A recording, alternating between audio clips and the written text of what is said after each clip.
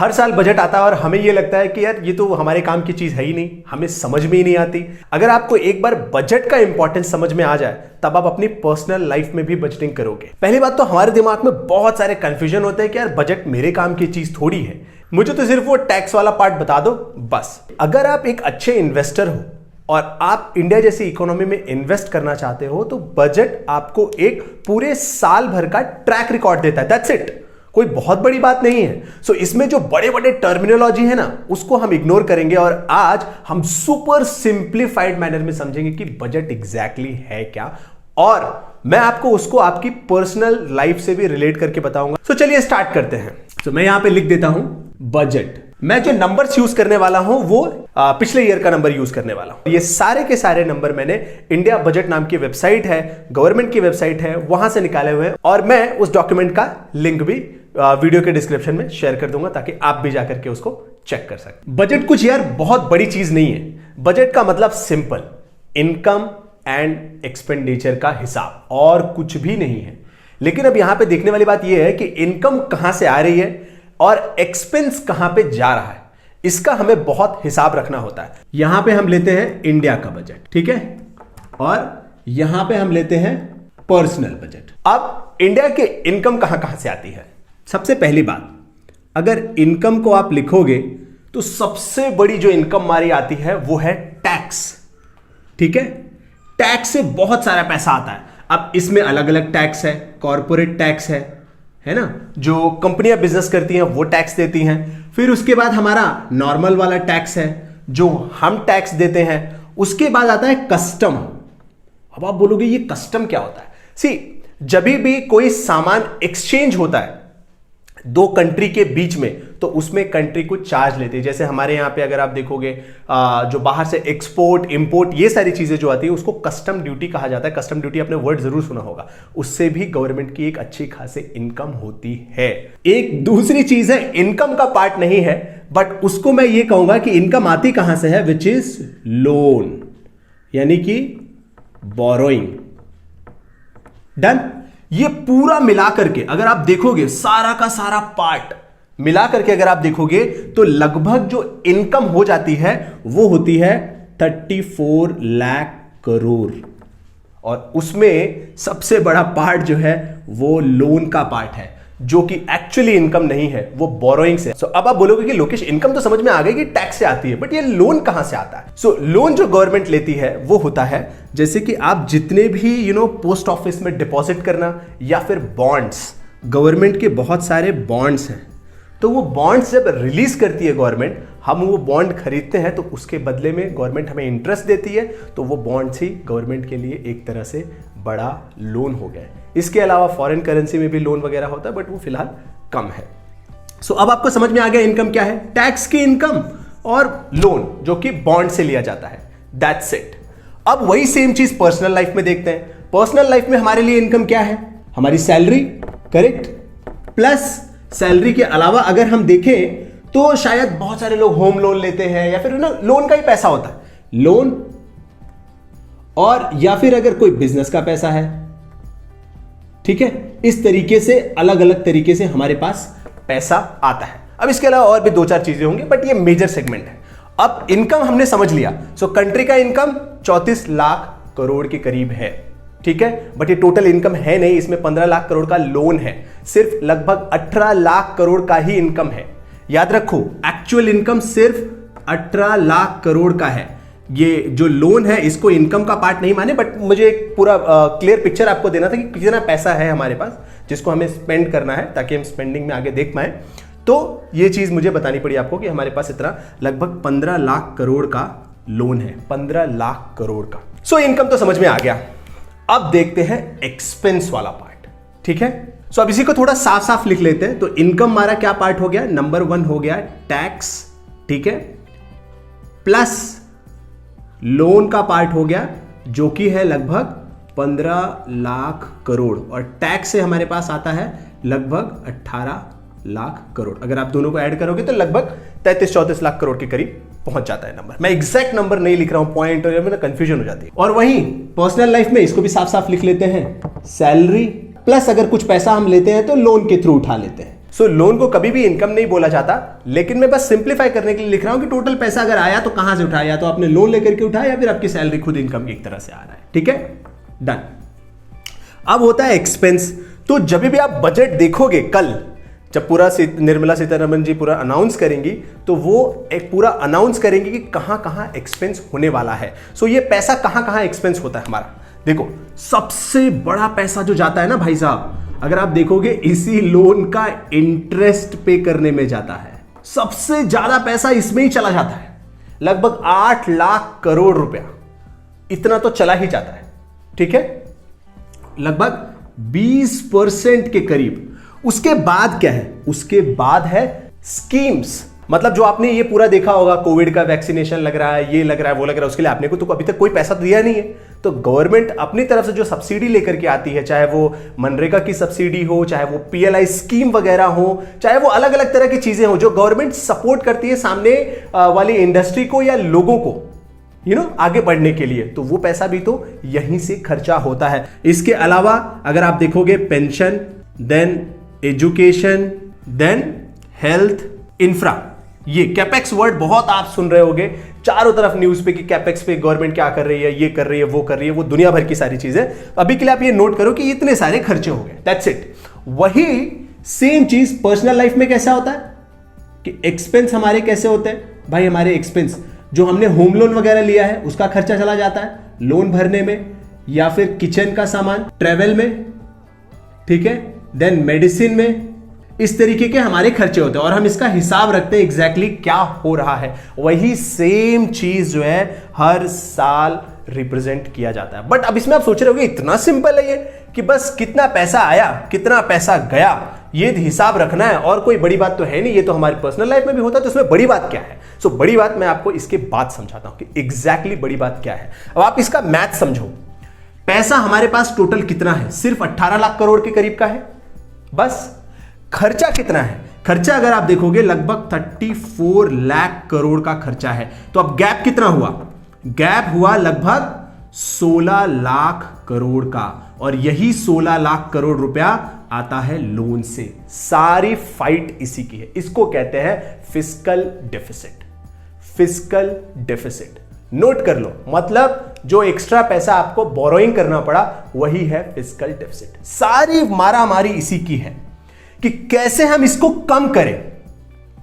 अब ये personal life में हम यही करते हैं ना, जो हमारे पास होम लोन होता है, पर्सनल लोन होता है, उसको हम कम करने का प्रयास करते हैं कि जल्दी से जल्दी इसको हटाओ। क्यों?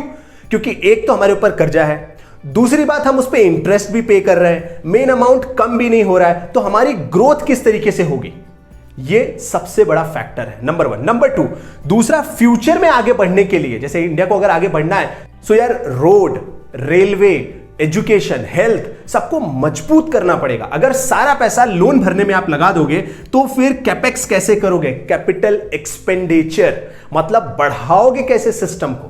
आज से 20 साल पहले जितना रेल का नेटवर्क था अब ज्यादा हो चुका है, आज से 20 साल पहले रोड जितने थे अब ज्यादा हो चुके हैं, बट वो सबको खर्चा लगता है ना, और उसी से तो इकोनॉमी की रफ्तार बढ़ती है, उसी से तो हम आगे बढ़ते हैं, ज्यादा लोगों को जॉब मिलती है। यही गवर्नमेंट का मेन फोकस होता है कि किस तरीके से कैपिटल एक्सपेंडिचर को बढ़ाया जाए। लेकिन जैसे ही इसको बढ़ाओगे तो लोन ले लोगे, जाहिर सी बात है लोन लेना पड़ेगा ना। जैसे हमको 2 करोड़ का घर लेना है बट है तो नहीं पैसा, तो लोन लेते हैं और 20 साल के लोन वाले साइकिल में फंस जाते हैं पूरी लाइफ। करेक्ट? तो हम ज्यादा लोन भी नहीं ले सकते कि भाई 100 करोड़ का लोन लेंगे। समझ रहे हैं आप? समझ में आया? जो कैपिटल एक्सपेंडिचर करना है, मतलब चीजें बड़ी करनी है, आगे बढ़ना है, लेकिन बिना ज्यादा लोन लिए हुए। क्योंकि आपने देखा जो एक्सपेंस का मैक्सिमम पार्ट जो जा रहा है वो जा रहा है इंटरेस्ट पे करने में। सारा गेम इसी का है, फिस्कल डेफिसिट का है। अब इसको मैं साफ साफ लिखता हूं ताकि आपको एकदम नीट एंड क्लीन समझ में आए। ये हो गया एकदम सिंप्लीफाइड वर्जन। अब मैंने देखो लोन को हटा दिया, यहां पे इनकम टोटल हो गई, टैक्स कलेक्शन एंड अदर चीजों से मिला करके सब कुछ 18 लाख करोड़ की इनकम हो गई, लेकिन एक्सपेंस जो रहा गवर्नमेंट का वो 34 लाख करोड़ का रहा। अब डिफरेंस कितना आया? लगभग 15 से 16 लाख करोड़ का आया। वो दशमलव में है, पॉइंट्स में है, मैं वो लिख नहीं रहा हूं, तो आप समझ लो 15 लाख करोड़ का डिफरेंस आया। उसी को कहते हैं फिस्कल डेफिसिट। अब बजट जो पेश होता है उसमें स्मार्टनेस सारी इसी बात की होती है कि देखो भाई, लोन इतना ना बढ़ाओ कि अगले साल और ज्यादा आपको इंटरेस्ट पे करना पड़े, लेकिन थोड़ा बहुत तो पैसा हमें चाहिए और एक्स्ट्रा, ताकि हम अपनी कंट्री को और तेज ग्रो करें और बिजनेसेस ग्रो करें। और जैसे ही बिजनेस ग्रो होगा गवर्नमेंट को और ज्यादा टैक्स आएंगे। जैसे कि मैं अगर आपको बताऊं, इस साल स्पेसिफिकली, इस साल सारे बिजनेसेस बहुत बढ़िया परफॉर्म कर रहे थे, जिसकी वजह से गवर्नमेंट ने बहुत सारा टैक्स कलेक्ट किया एक्स्ट्रा। जबकि पिछले साल कॉर्पोरेट टैक्स घटाया गया था, अब फिलहाल 25% पे चल रहा है, उसके बावजूद गवर्नमेंट का टैक्स कलेक्शन बहुत बढ़िया रहा। अब यही सोचो, आप टैक्स कलेक्शन कैसे बढ़िया होगा? जब आपकी कंट्री का बिजनेस बहुत बढ़िया चलेगा, और बिजनेस चलाने के लिए आपको क्या करना पड़ेगा? कैपेक्स, कैपिटल एक्सपेंडिचर, मतलब इंफ्रास्ट्रक्चर ठीक करना पड़ेगा, इलेक्ट्रिसिटी ठीक करनी पड़ेगी, रोड स्ट्रक्चर ठीक करना पड़ेगा, एजुकेशन ठीक करना पड़ेगा, हेल्थ ठीक करना पड़ेगा, और उसके लिए लगेगा पैसा, तो आप लोगे लोन। सो सारा गेम इसी 15 लाख करोड़ का है। आप ये अगर न्यूज पे भी देखोगे जाकर के, तो इस पे ये बोलते हैं कि फिस्कल डिफिसिट लगभग 6% का रहा। भाई ये 6% कहां से नंबर आया? ये नंबर आया है हमारी टोटल जो जीडीपी है उसके हिसाब से इसको देखा जाता है। तो ये पॉइंट समझ गया। अब आपको अगर कुछ करना हो एज अ फाइनेंस मिनिस्टर, तो आप क्या करोगे? आप बोलोगे लोकेश, जो हमारा एक्सपेंस है उसमें मैक्सिमम पार्ट तो हम यार इसका लोन देने में चुका दे रहे हैं, इसका इंटरेस्ट भरने में चुका दे रहे हैं, तो ऐसा कुछ किया जाए कि ये लोन खत्म हो जाए। तो क्या क्या कर सकते हैं? तो अब यहां से दूसरा पार्ट शुरू होता है जो आप बजट में अक्सर सुनोगे। एक है कि जहां से आप उधार लेते हो, विच इज बॉन्ड, है ना? जो बॉन्ड दे करके आप उधार लेते हो 6% 7% का, अगर आपको वो सस्ते में लोन मिल जाए तब काम हो जाएगा। एग्जैक्टली वही सेम चीज गवर्नमेंट प्रयास करती है कि उसे सस्ते में लोन मिले। सस्ते में लोन मिलने के लिए क्या करना पड़ेगा? तब हम सोच रहे हैं कि हमारा जो बॉन्ड मार्केट है वो MSCI इंडेक्स में ऐड हो जाए। एक इंडेक्स होता है, आप ये समझ लो बस अभी के लिए, जहां पे अगर हम ऐड हो जाएंगे तो विदेश का पैसा बॉन्ड मार्केट के थ्रू आएगा, इक्विटी के थ्रू नहीं आएगा, बॉन्ड मार्केट के थ्रू आएगा। तो इससे क्या होगा कि इंडिया को सस्ते लोन पे थोड़ा पैसा मिल जाएगा, इंटरेस्ट कम देना पड़ेगा। ये पहला पार्ट हो गया। दूसरा पार्ट, अब ये 15 लाख जो करोड़ का ये गैप कम करना है, फिस्कल डेफिसिट कम करना है। इसमें एक और गवर्नमेंट के पास पॉइंट है, विच इज डिसइन्वेस्टमेंट। डिसइन्वेस्टमेंट ये क्या होता है? ये नई चिड़िया क्या है? आपने बहुत सुना होगा LIC का IPO आने वाला है, LIC का IPO आने वाला है। भाई क्यों आने वाला है? क्या फर्क पड़ता है इससे गवर्नमेंट को? LIC में ना गवर्नमेंट की स्टेक है पूरे तरीके से। तो गवर्नमेंट क्या सोच रही है कि काम करते हैं ना, 10 इतनी बड़ी कंपनी है 10 लाख करोड़ की, ठीक है, उसमें से 10% हम डाइल्यूट कर देते हैं, उसका हिस्सा पब्लिक को दे देते हैं, और उसके बदले 10% के बदले आपको मिल जाएगा 1 लाख करोड़। तो आप ये 1 लाख करोड़ यहां पे चुका दोगे। इसके अलावा और भी बहुत सारी कंपनियां, BEML है, जनरल इंश्योरेंस है, काफी सारी कंपनियों को गवर्नमेंट जो है अपने पास से डिसइन्वेस्टमेंट कर रही है उसका, कि उसका हिस्सा बेच रही है ताकि उसको पैसा मिले, और वो पैसा गवर्नमेंट यूज करे इस फिस्कल डेफिसिट को घटाने के लिए। इसलिए डिसइन्वेस्टमेंट बहुत जरूरी चीज है। सो ये पूरा पॉइंट समझ गया कैसे बॉन्ड मार्केट में हम एंट्री करने के लिए सोच रहे हैं और डिसइन्वेस्टमेंट के बारे में सोच रहे हैं, ताकि हमारा फिजिकल डेफिसिट कम हो जाए।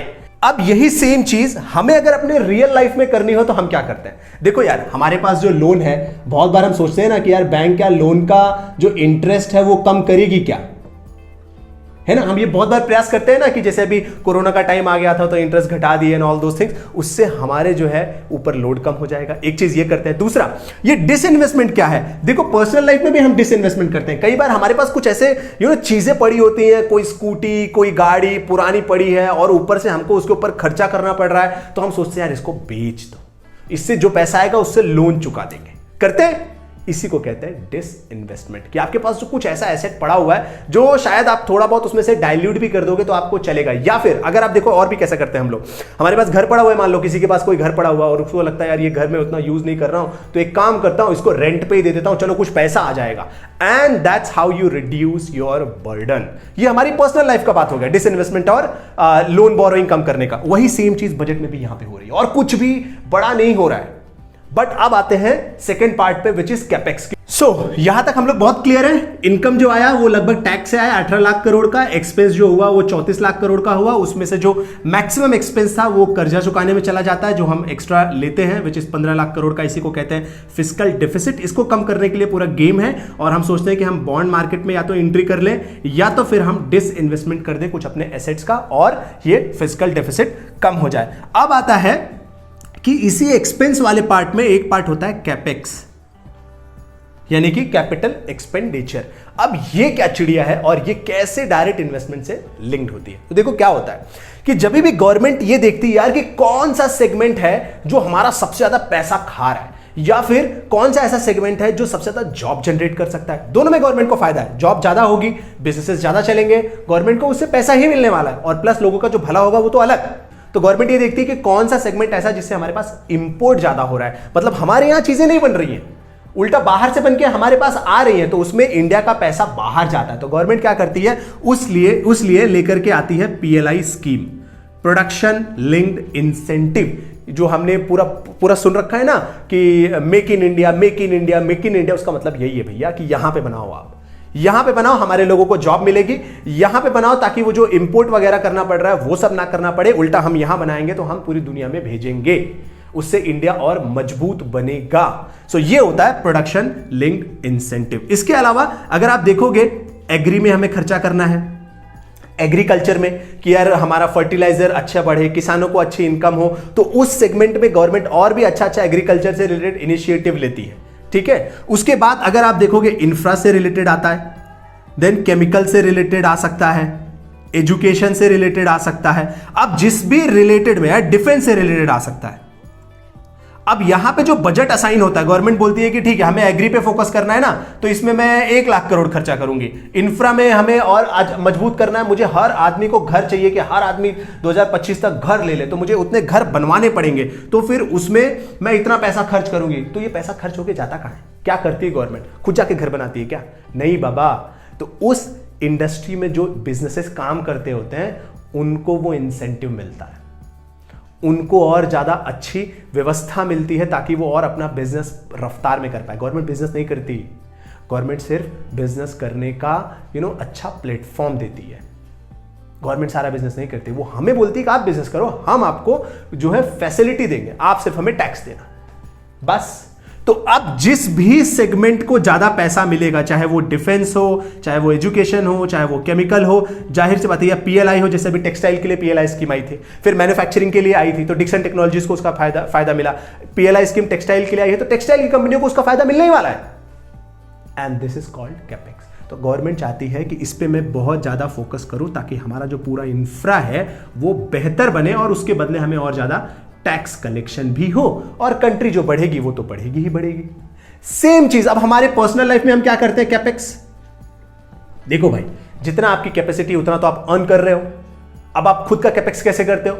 खुद के ऊपर इन्वेस्ट करके, कोई नई स्किल सीखने के लिए, कोई अच्छी मेंटरशिप लेने के लिए, इन्वेस्टमेंट सीखने के लिए, ये सारी चीजों के लिए आप अपने ऊपर इन्वेस्ट करते हो। This is called capex. कि पहले आप थोड़ा एक्सपेंस करते हो अपने ऊपर, इन्वेस्ट करते हो अपने ऊपर, फिर कुछ महीनों में आप अच्छा अर्न भी करने लगते हो, उसका वैल्यू आपको निकल के आता है, और वो वैल्यू एडिशन आपकी लाइफ में हो जाता है। लेकिन अगर आप ये कैपेक्स नहीं करोगे, अपने ऊपर कुछ भी इन्वेस्ट नहीं करोगे, ना टाइम का, ना एनर्जी का, ना इंफॉर्मेशन का, तो फिर आप उसी इनकम लेवल पे रहोगे ना, फिर ग्रोथ कैसे होगी?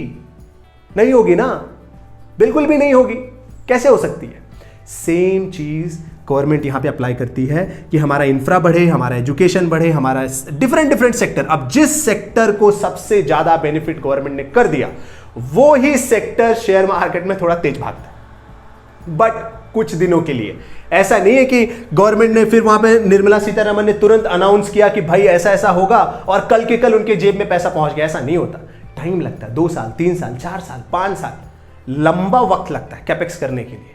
आप खुद भी कोई स्किल सीखने जाओगे 3 महीने 4 महीने लगता है ना। सिर्फ आप सुबह उठ के सोचे कि मैं स्किल सीखूंगा, तो ऐसा थोड़ी होता है, वो तो सिर्फ सोचा है। तो ये जो है ना, सिर्फ सोचा है, इसको पब्लिकली अनाउंस किया है, तो एक्चुअल ग्राउंड तक पहुंचने में थोड़ा टाइम लगता है। जैसे डिसइन्वेस्टमेंट देखोगे, पिछले साल हमने बोला था कि हम इतने का डिसइन्वेस्टमेंट करेंगे, लेकिन हम उसका आधा भी नहीं पहुंच पाए, है ना।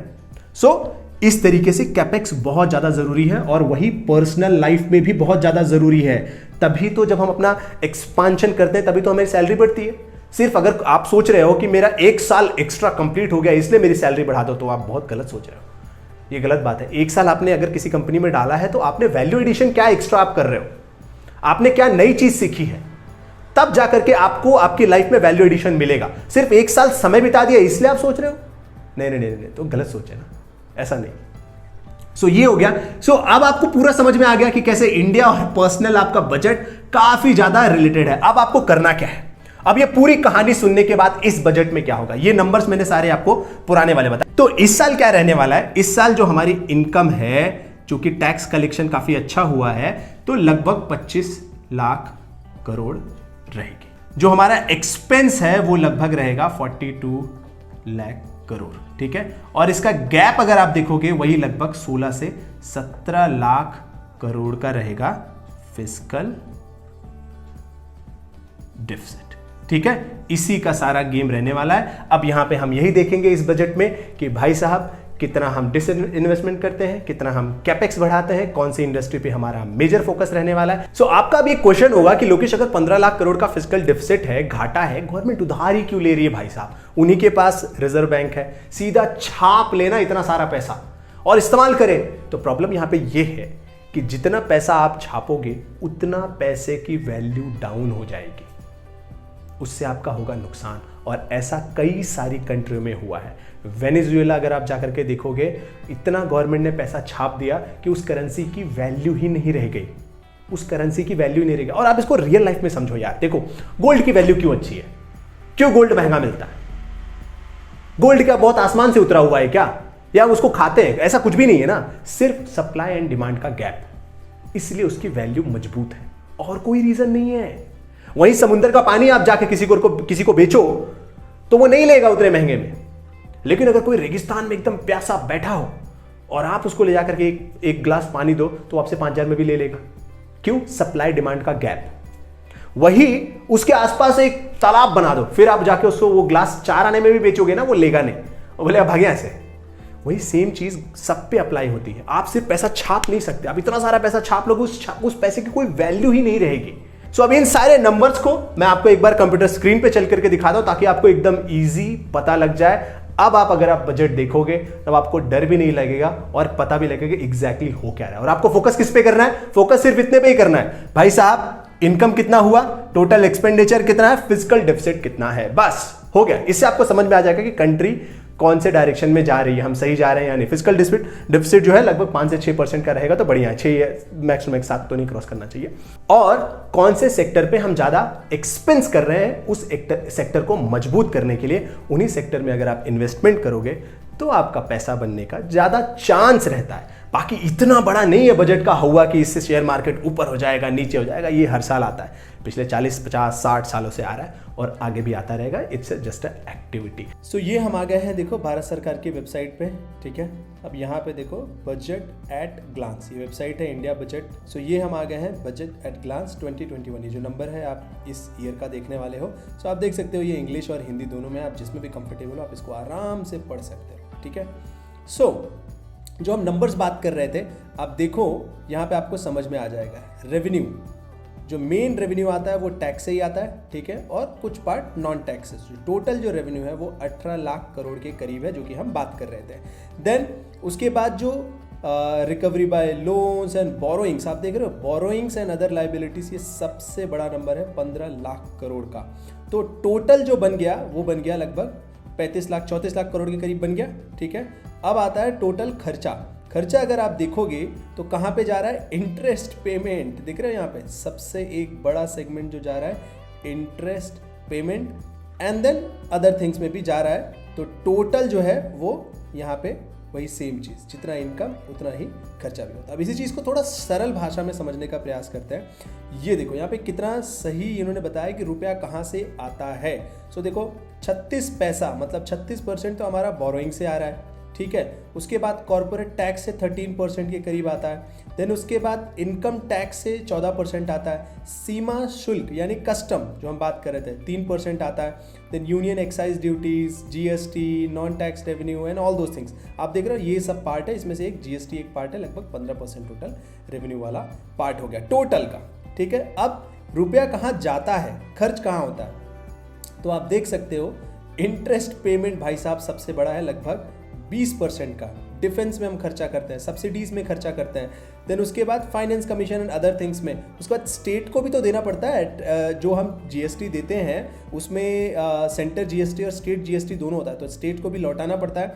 तो ये पार्ट हो गया, पेंशन वाला पार्ट हो गया एंड अदर एक्सपेंडिचर। तो इस तरीके से पूरा हमारा पैसा जाता है। अब इसमें घाटा जो हम देख रहे थे ना, डिफिसिट, सो फिजिकल डिफिसिट अगर हम देखेंगे तो वो लगभग 15 लाख करोड़ के करीब रहता है, जो कि हमने देखा था। तो अब आपको पूरा नंबर समझ में आ गया होगा, एकदम नीट एंड क्लीन, कि भाई साहब जो हमारी टोटल इनकम है वो है 18 लाख करोड़।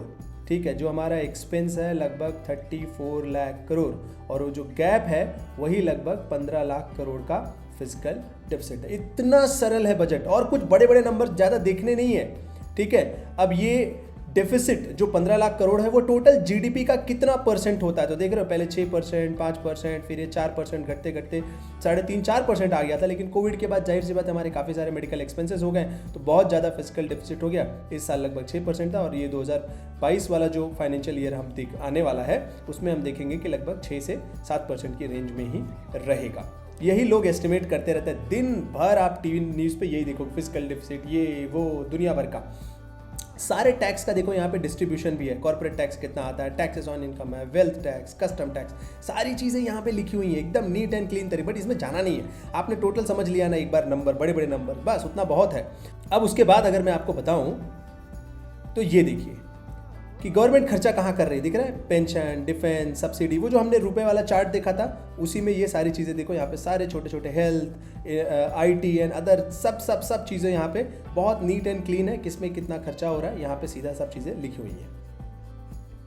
अब देखो जो व्यय की संरचना है, कंपोजिशन ऑफ एक्सपेंडिचर, अगर आप देखोगे सबसे बड़ा जो पार्ट है इंटरेस्ट में ही जाता है, फिर सब्सिडी में जाता है, फिर ट्रांसपोर्ट है, फिर उसका ट्रांसफर ऑफ स्टेट है, डिफेंस है, टैक्स है ना, पेंशन है, ये सारे जो है सबसे बड़े बड़े खर्चे हैं। इसको हम ग्राफिकल फॉर्म में देख रहे हैं, और कुछ भी बड़ी बात नहीं है। ये बहुत इंटरेस्टिंग है, ये अगर आप देखो तो आपको पूरा पिक्चर समझ में आ जाएगा। बजट जो था लगभग 35 लाख करोड़ के करीब का था, 34-35 लाख करोड़ के करीब का। उसमें से अगर आप देखोगे तो जो पैसा आ रहा है वो लगभग नेट टैक्स दिख रहा है यहाँ पे, और थोड़ा सा नॉन टैक्स, टोटल मिलाओगे लगभग 18 लाख करोड़ का टोटल पैसा इधर से इन हुआ। प्लस ये जो बोरोइंग्स वगैरह है, डेट, मार्केट लोन, ये सारी चीज़ें अगर आप देखोगे ये लगभग 16-17 लाख के करोड़ के करीब रहा, टोटल मिला जुला के हो गया 34। और फिर वो हो गया स्कीम में एक्सपेंस, 15 लाख करोड़ जो है स्कीम में एक्सपेंड हुआ, जैसे कि सेंट्रल हुआ, जनरल सर्विसेज, इकोनॉमिक सर्विसेज, दिख रहा है पे subsidy, fertiliser, other, food, petroleum, ये सारी चीज़ों में खर्चा हुआ। इसके अलावा जो कुछ खर्चा हुआ ट्रांसफ़र वगैरह में दिख रहा है यहाँ पे, सैलरी का पार्ट कुछ जाता है। फिर उसके बाद अदर एक्सपेंडिचर तो है ही है, उसमें इंटरेस्ट पेमेंट एक सबसे बड़ा सेगमेंट है 8 लाख करोड़ के करीब, और इस तरीके से पेंशन है, ट्रांसफर स्टेट है ना, बस ये सारी चीज़ें आपको दिख रहा है। एक ही पिक्चर में आपको पूरा बजट समझ में आ गया कि भाई ये रहा, यहाँ से पैसा आया और यहाँ पैसा गया। ये सारी मारामारी जो है इस फिजिकल डेफिसिट की है, बस इसको ही कम करते जाना है। और इसके लिए क्या लगने वाला है, जैसे कि हमने बात किया था, हम करने वाले हैं डेट मार्केट में, विच इज MSCI इंडेक्स में एंट्री, ताकि हम बॉन्ड जो है वो हमें सस्ते रेट पे मिले, लोन जो है सस्ते पे मिले, नंबर 1। नंबर 2 हम जो सोच रहे हैं डिस इन्वेस्टमेंट, कि ये जो LIC का IPO और ये सारी चीज़ें करके हम इसको फिजिकल डेफिसिट को कम कर दें। सो अब आपके पास एकदम क्लियर पिक्चर है। ये तो हो गया पिछले साल का। अब नए साल में जो होने वाला है वो लगभग जो है 25 लाख करोड़ के करीब इनकम रहेगा, और प्लस यही 16 लाख करोड़ के करीब का जो है फिजिकल डेफिसिट रहेगा।